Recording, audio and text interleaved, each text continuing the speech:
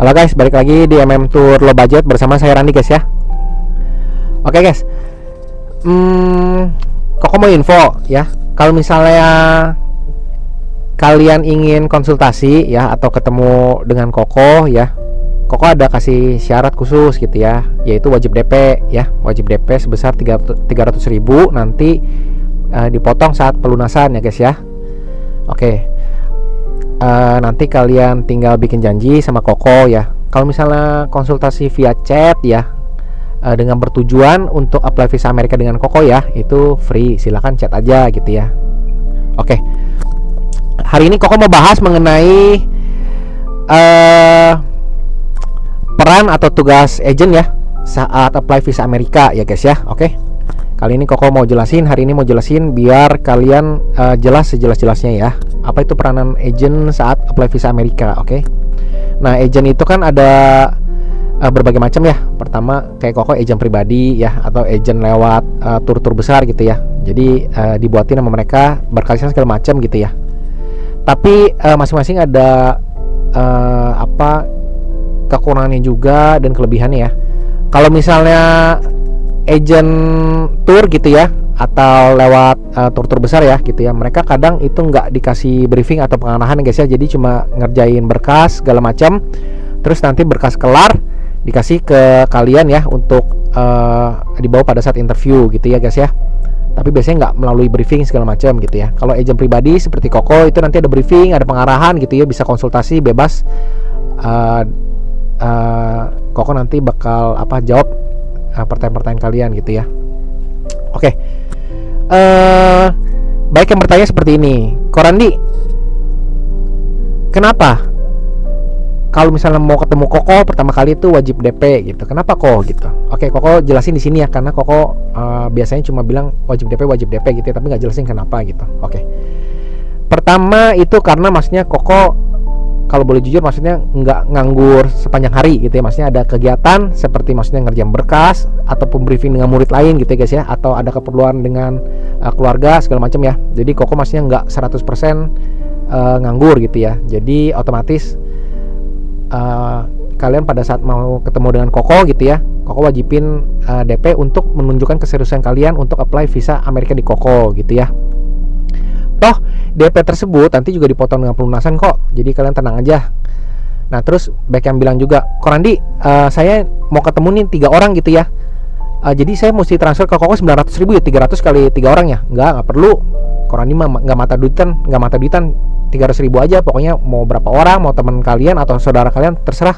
Yang penting kalian nanti apply di Koko gitu ya. Nanti udah tinggal bayar 300.000, nanti ketemu sama Koko, gampang. Oke, lanjut lagi. Korandi, jadi berkas yang Korandi kerjain itu apa aja ya gitu ya.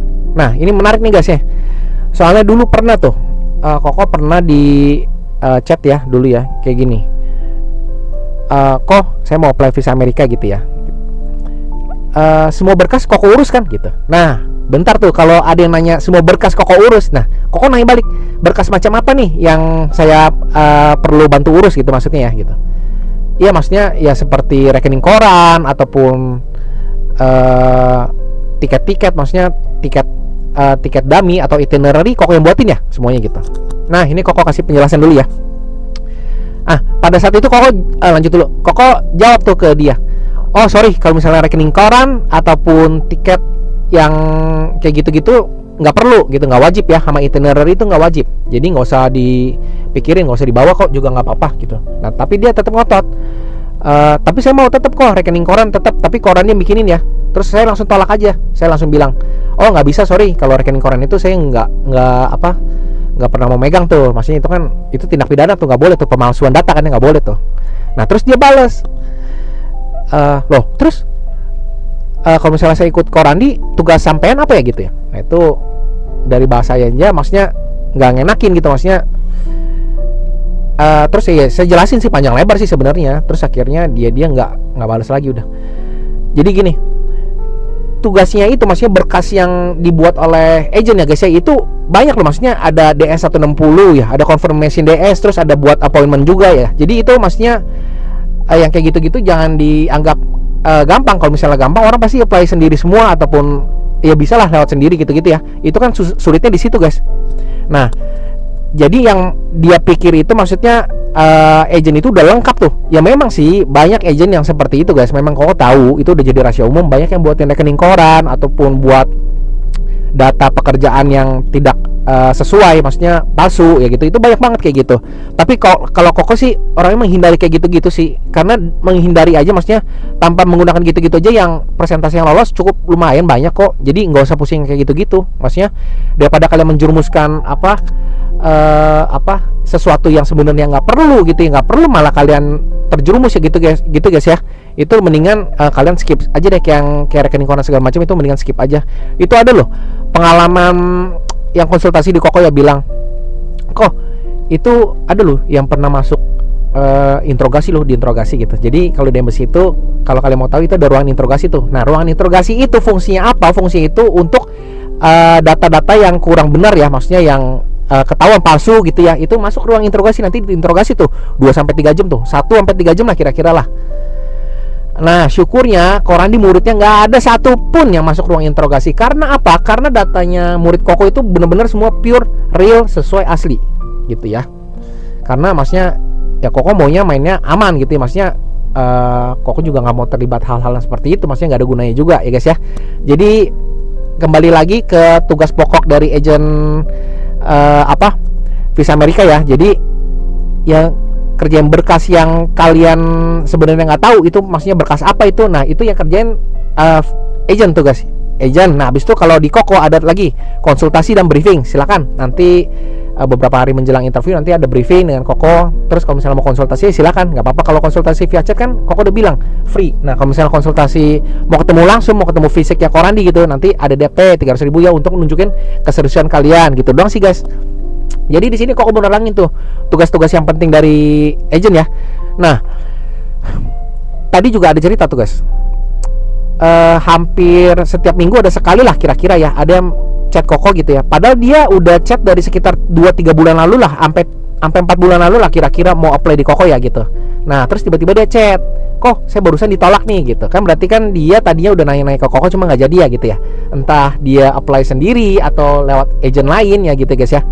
Terus dia ada bilang ya kok agent lain aku nggak apply di Koko kemarin karena agent yang lain ada nawarin lebih murah harganya gitu ya guys ya. Tapi pas udah payment gitu-gitu langsung katanya langsung berubah 180 derajat tuh guys. Jadi maksudnya ibaratnya yang awal-awal care ya, habis di payment langsung berubah, langsung ibaratnya nggak mau ditanya-tanya banyak macam lah gitu agentnya ya gitu. Ya sebenarnya agent itu kan pribadi masing-masing guys ya, pribadi masing-masing ya. Kalau Koko sih ya senantiasa dari awal sampai akhir, sampai kelar tugas Koko ya. Nah itu Koko bakal tanggung jawab banget tuh. Bisa dibuktiin lewat murid-murid Koko segala macem ya. Koko tanggung jawab orangnya gitu. Nah jadi kalau misalnya kalian tergiur dengan harga misalnya beda 500.000 atau ya ratusan ribu lah, pasti selisih cuma ratusan ribu, nggak mungkin sampai di atas jutaan gitu, nggak mungkin, udah pasti nggak mungkin.